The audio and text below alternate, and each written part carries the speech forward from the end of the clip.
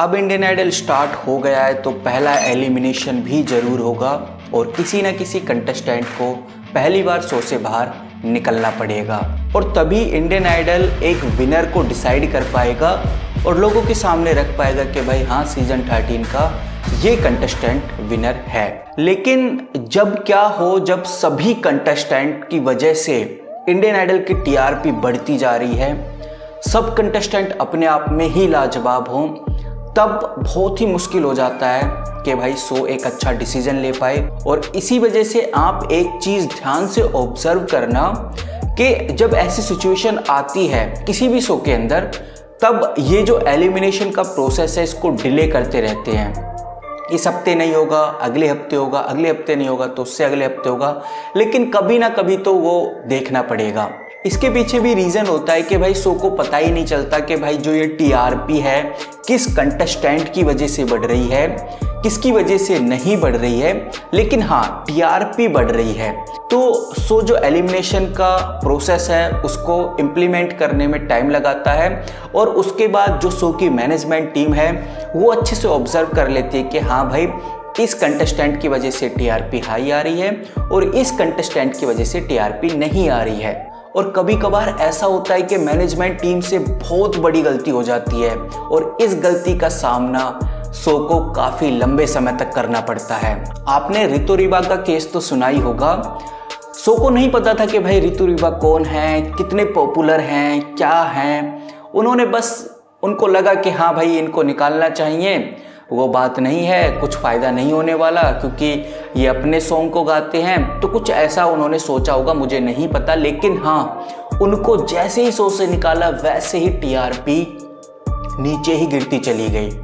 तो बहुत ही बिना सोचे समझा डिसीजन शो ने लिया, जिसकी वजह से शो को आज भी टीआरपी को ऊपर बढ़ाने में प्रॉब्लम हो रही है। और इसी वजह से शो और जजेस बहुत सोच समझ के फर्स्ट एलिमिनेशन करेंगे, क्योंकि कुछ पता नहीं है कि भाई गलती से फिर से वो गलती नहीं करना चाहते कि भाई ऐसा कोई कंटेस्टेंट बाहर कर दिया जाए जिससे कि टीआरपी फिर से नीचे गिरे। तो ये बात तो हो गई शो वालों की कि भाई शो कैसे फर्स्ट एलिमिनेशन करेगा। लेकिन जो ऑडियंस है यानी जो जनता है उसको भी पता रहता है कि भाई पहला एलिमिनेशन किसका होगा, क्योंकि सिंपल सी बात है, जो भी शो बनाता है वो ऑडियंस यानी जनता के लिए बनाता है और जनता जिसको पसंद करेगी उसका तो एलिमिनेशन नहीं होने वाला।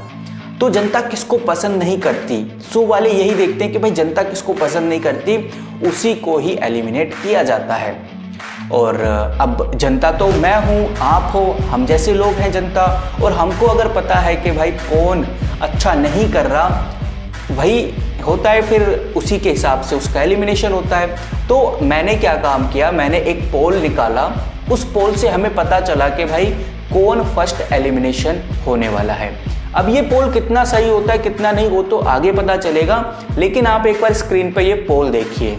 आप इधर देख सकते हैं मैंने 4 कंटेस्टेंट लिए जो कि बहुत ही कम फैन फॉलोइंग रखते हैं, यानी कि लोग उनको बहुत कम पसंद कर रहे हैं। अब बहुत कम में भाई जो लोग पसंद करते हैं उनको बुरा लगेगा डेफिनेटली, लेकिन ये 4 कंटेस्टेंट मैंने रखे हैं जिसके अंदर संजुति दास आती हैं, उसके बाद प्रीतम आते हैं, उसके बाद आते हैं सगुन पाठक। और आप इधर देख सकते हैं संजुति दास को 22% ये बोला गया कि भाई इनको शो से निकाला जाएगा फर्स्ट पहली बार ही। उसके बाद प्रीतम की वोटिंग आई है 24%, यानी कि प्रीतम पहले निकल जाएंगे संजुति दास से, और जो सबसे पहले निकलेंगे 54% वो है सगुन। जी हाँ दोस्तों, सगुन पाठक सबसे पहला एलिमिनेशन का सामना कर सकते हैं ऑडियंस के मुकाबले। मैं नहीं बोल रहा भाई ये ऑडियंस है, यानी आप ही लोग हो, आप लोगों ने ही वोटिंग करी है। लगभग 734 वोट हुए हैं, आप देख सकते हैं, और 734 वोट में से 54% वोट सगुन को ही गए हैं कि भाई सगुन इस बार शो से बाहर हो जाएंगे। अब आपको क्या लगता है, आप जरूर कमेंट करके बता सकते हैं। अगर आपने इस पोल को ज्वाइन नहीं करा तो ज्वाइन कर लीजिए और अपना जो भी आपको लगता है कि भाई कौन डिजर्व नहीं करता उसको आप वोट करके आउट कर सकते हैं। तो इस पोल से भी हमें थोड़ा क्लियर हो चुका है कि भाई कौन फर्स्ट एलिमिनेशन होगा। लेकिन देखो यार, एक बात है जो आपको पता होनी चाहिए, जो शो के अंदर वोटिंग सेक्शन होता है कि भाई वोट करो, अपने फेवरेट कंटेस्टेंट को वोट करो, इसमें क्या होता है कि भाई अगर शो किसी को भी कहता है कि भाई आप शो से बाहर होंगे क्योंकि आपके कम वोट आए हैं, तो आपको नहीं पता चलता कि भाई एक्चुअल में इस बंदे के कम वोट आए हैं, क्योंकि सिंपल सी बात है, वोटिंग का जो सिस्टम है वो खुद शो वालों का होता है, मैनेजमेंट टीम शो वालों की होती है। आप चाहे 1,00,000 वोट कर दें अपने फेवरेट कंटेस्टेंट को, अगर शो वालों को बोलना है कि भाई इसको निकालना है तो फिर वो निकाल देंगे कम वोट बताकर। आप सोचोगे कि यार हमने वोट तो ज़्यादा किए, हो सकता है कि दूसरे कंटेस्टेंट को हमारे फेवरेट कंटेस्टेंट से भी ज़्यादा वोट मिले, क्योंकि इसमें ट्रांसपेरेंसी का बहुत ही बड़ा रोल है। बिल्कुल भी ट्रांसपेरेंट नहीं है वोटिंग सिस्टम, मुझे ऐसा लगता है।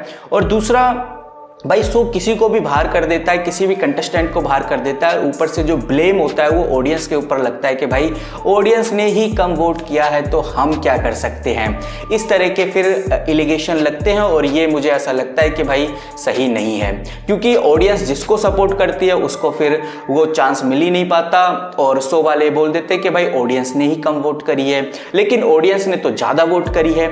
तो कहीं ना कहीं ये चीज़ें होती हैं और ये सबसे ज़्यादा बिग बॉस में हमें देखने को मिलता है। ये आपने देखा भी होगा, कई बार इन शोज के अंदर भी आपने देखा होगा, चाहे सुपरस्टार सिंगर हो या फिर इंडियन आइडल हो, बहुत सारे शोज में ऐसा हमने बहुत सारे सीजन्स में देखा है कि भाई जो ऑडियंस के फेवरेट कंटेस्टेंट हैं, जिनको लगता है कि भाई हाँ ये विनर होने चाहिए और जनता बहुत ज़्यादा उनको सपोर्ट भी करती है, इस तरह के हम पोल्स चलाते हैं, उन पोल्स में भी जनता सपोर्ट करती है, लेकिन end of the day winner कोई और बनता है जिसको ऑडियंस सपोर्ट करती है लेकिन कम करती है। तो वोटिंग का ये फायदा हो जाता है, जो भाई आपका फेवरेट कंटेस्टेंट है वो विनर ना बन के फर्स्ट रनअप तो बन ही जाता है, क्योंकि भाई ऑडियंस का जो फेवरेट कंटेस्टेंट है फर्स्ट रनअप तो डेफिनेटली बन जाता है अगर विनर नहीं बनता। तो आप क्या सोचते हैं इस बारे में और आपका फेवरेट कंटेस्टेंट कौन है वो भी बता सकते हैं। और अगर आपने पोल ज्वाइन नहीं किया तो पोल ज्वाइन कीजिए, और आपको लगता है कि भाई इन तीनों में से